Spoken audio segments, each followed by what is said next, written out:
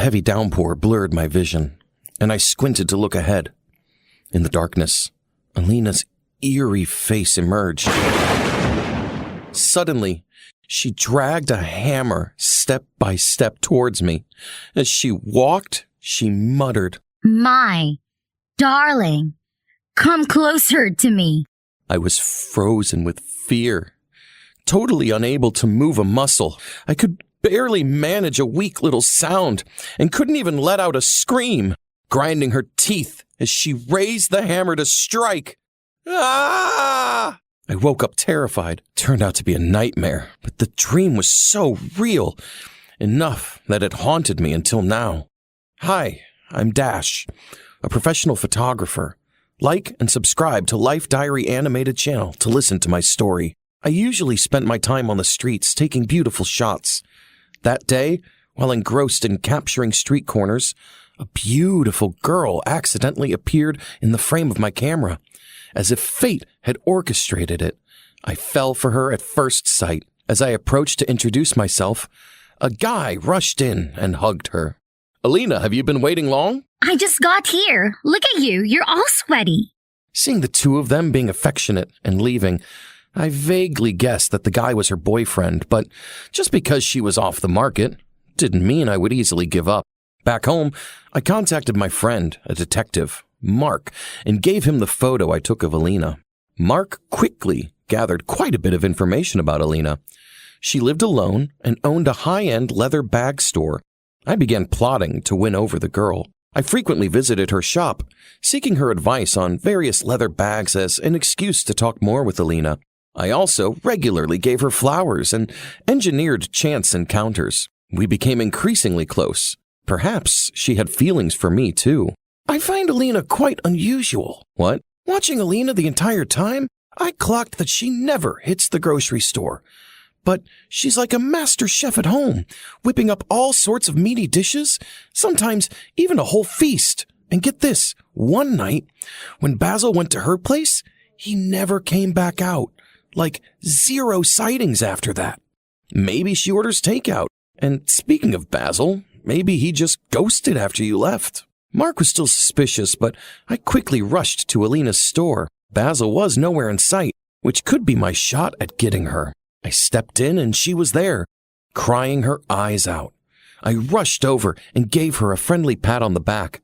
And when she spotted me, she jumped into my arms. "Basil, you ditched me." After hearing that, I felt like a chessboard just opened up in my stomach. I tried to comfort Alina by patting her back. A week later, I mustered the courage to confess my feelings, and Alina nodded in agreement.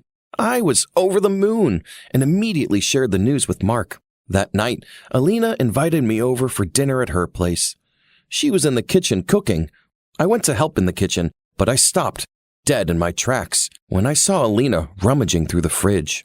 What caught my eye was the odd collection of black plastic bags scattered inside, and one of them was torn open, revealing a bloody chunk of red meat.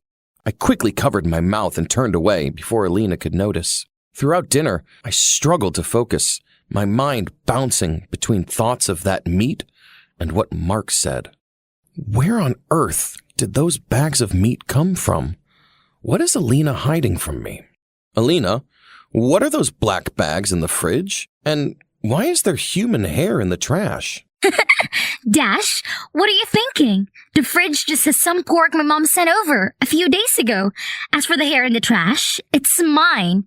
Stress from work lately has caused my hair to fall out, so I've been to the doctor and I'm on medication while adjusting my work schedule. She knew I still had a few lingering doubts, so she handed me a prescription while she opened the fridge to let me inspect. But how could I even do that? Alina was a kind-hearted girl, yet here I was doubting her. I rubbed my head and then pulled her into an embrace, a sense of guilt swelling inside me. Alina, I'm sorry for the misunderstanding. Alina just smiled brightly, playfully planting a kiss on my cheek. After shaking off the doubts, Alina and I headed to an island for some R&R.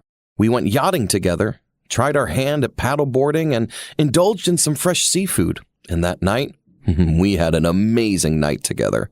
After the trip, I found myself crashing at Alina's place more often. She's got the whole TLC thing down, whipping up fancy meals herself, and she even hand-knitted me a winter scarf. I even caught myself daydreaming about us tying the knot and having chubby kids. I chuckled without even realizing it. Today, Alina invited me over to her place for a meal. She said she learned a new dish and wanted me to try it out. As I was happily heading there, I bumped into Mark. "Dash, what have you been doing to your body? What's up? Everything's fine." And her cooking skills just so good, I might have to put on some weight. From what I know, Alina's ex-boyfriend also gained a lot of weight after dating her. She's got some culinary magic for sure. Hey, don't tease me like that. You comparing me to a pet or something?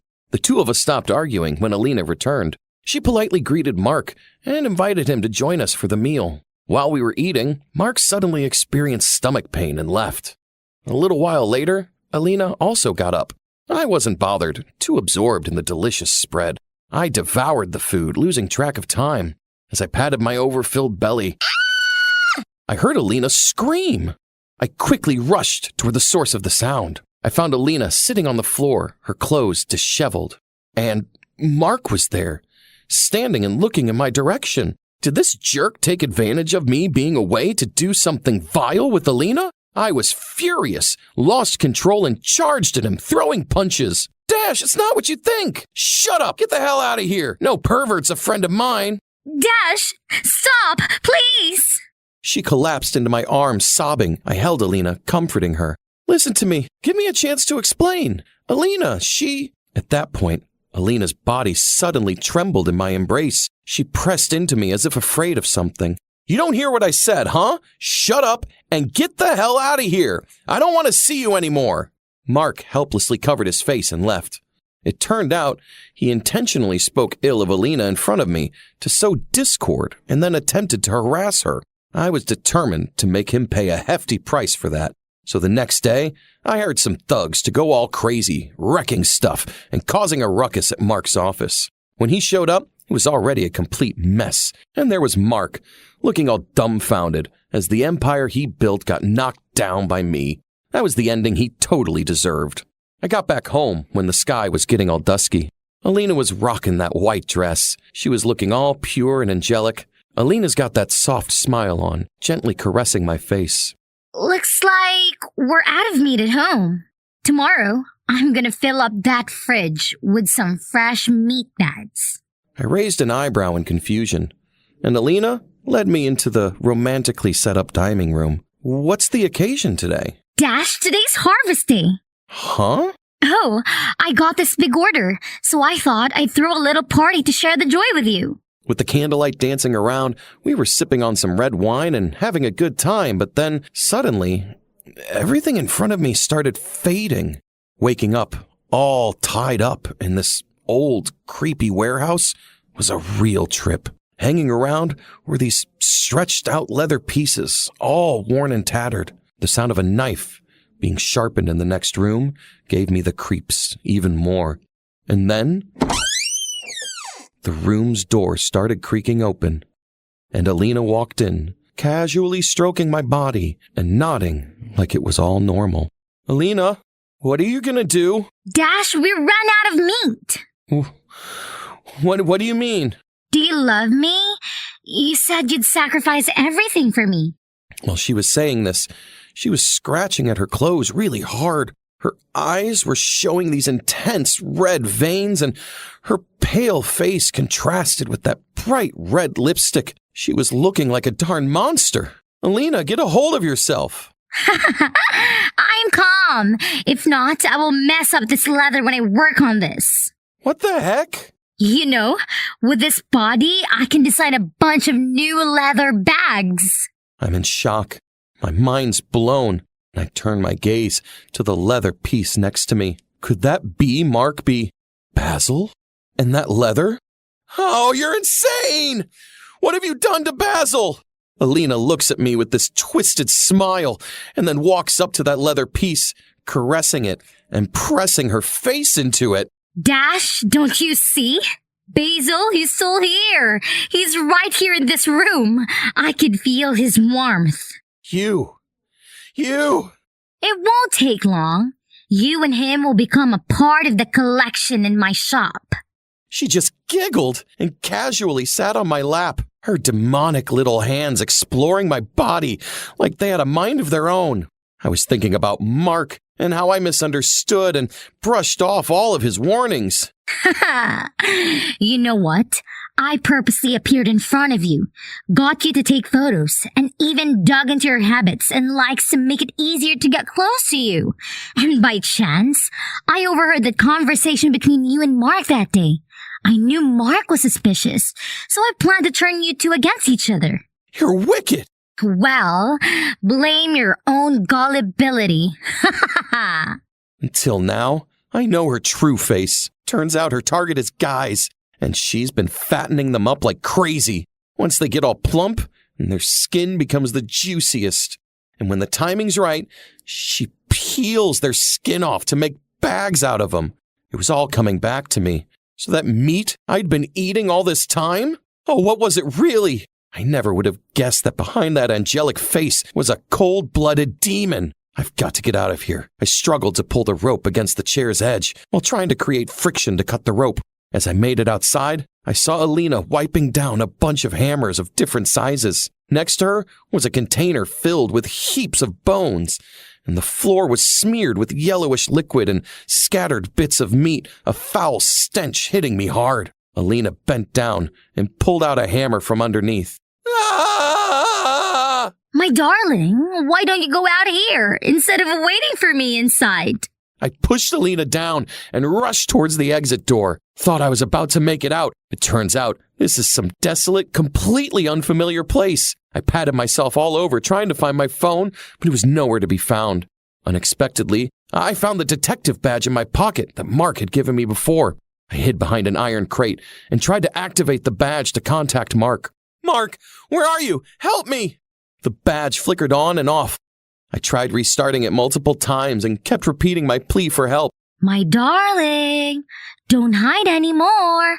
Come out here with me. I was trembling all over, holding on to hope with all my courage. I turned around, and Alina's face was right there. She raised the hammer and swung it down hard, but I managed to dodge it luckily. Dash, you will never get out of here, and you can outrun me either. Alina raised the hammer again, and I quickly stood up, pushed her down, and turned to run, but I slipped after a few steps. Please, let me go. Just let me live. Alina didn't respond, just slowly dragged the hammer with every step forward. The rain started falling, each droplet washing away the mascara on half her face, her lipstick melting into red streaked on her white dress. Her hair clung to her face, covering almost everything, revealing just one eye. Alina smiled, tilted her head, and waved me over. I was so scared that my whole body froze up, unable to move. Please leave me be, I beg you. Alina, like a wild beast, roars, and with the hammer in hand, charged at me. Right before the hammer was about to hit my head, I managed to grab it. At that moment, I was fighting with death, a battle I must win. I wrestled Alina down and pinned her beneath me, quickly grabbing the hammer and throwing it far away. Out of nowhere, a sharp pain shot through my leg. I looked down and saw a branch piercing it. I hold on to my painful leg, exposing myself to give Alina a chance to escape. She was furious, her face pulsing with anger. How dare you ruin my leather, you miserable fool! She threw herself on me. I tried to resist, but she pushed me down. It looked like this might be where I meet my end. I slowly lost hope. The only regret I felt then was about Mark. I remembered the joyful memories we shared, how I failed to cherish that friendship. I realized I was greedy for a love that wasn't meant for me. And now I'm paying the price. Way too steep a price. Suddenly, someone rushes in and knocks Alina down, then runs to my side. Dash, are you okay? Alina grabbed the hammer, ready to charge, but 2 police officers restrained her, and an ambulance arrived just in time. I let out a sigh of relief and then fainted, probably just too exhausted. When I woke up again, I found myself in a hospital room. Mark and 2 police officers were waiting there. Mark helped me to sit up. Are you feeling all right? I'm good, thanks. I need you to provide information about what you witnessed and what happened last night. Mark stood beside me, patting my shoulder to reassure me. I nodded and cooperated with the police, recounting everything that happened. When the police left, I couldn't help but wonder how Mark managed to find me. Remember this? The detective badge? Yeah, I keep it on me at all times. That night, while I was fixing the badge, I saw it flash. I could hear your voice, but there was no way I could get a word to you. I knew you were in danger, so I sought the location. Luckily, I found you. I was feeling so embarrassed. I couldn't even look at Mark. I totally messed up his career, but he ended up being the one who bailed me out. Mark, I'm sorry. It's nothing, as long as you're all right. Did you find a new place yet? Yes, I did. Let's build it together. Come on, worry about that later. Just keep off your feet. Almost immediately, newspapers, television stations, and online platforms all synchronized to broadcast the tale of a girl who had murdered numerous victims to craft bags from their skin. Meanwhile, I'm in the process of losing weight, and during this time, I've turned my experience into a book titled Beyond Greed, Embracing What's Truly Yours.